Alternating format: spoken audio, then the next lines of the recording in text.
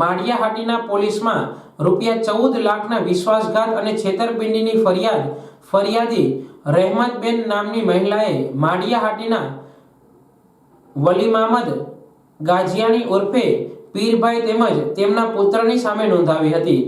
Maliya Hatina police દ્વારા વલીમામદ ગાજિયાની ઉર્ફે પીરભાઈની ધરપકડ કરી કોર્ટમાં આરોપી પાસે ₹14 લાખની રકમ રિકવરી કરવા માટે 3 દિવસની રિમાન્ડની માંગણી કરવામાં આવી હતી।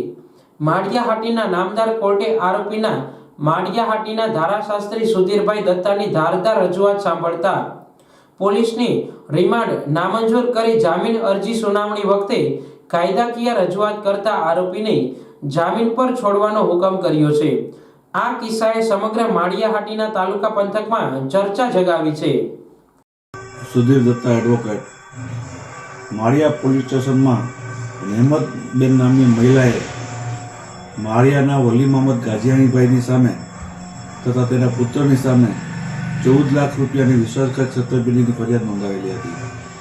તેમાં માળિયા પોલીસ દ્વારા વલીમામદભાઈની ધરપકડ કરવામાં આવેલી અને 3 દિવસની રિમાન્ડની માંગણી કરી ₹14 લાખ રૂપિયા રિકવર કરવાના છે તેવી માંગણી કરવામાં આવેલી। નામદાર કોર્ટે અમારી રજૂઆત સાંભળી અને પોલીસની રિમાન્ડની માંગણી નામંજૂર કરેલી।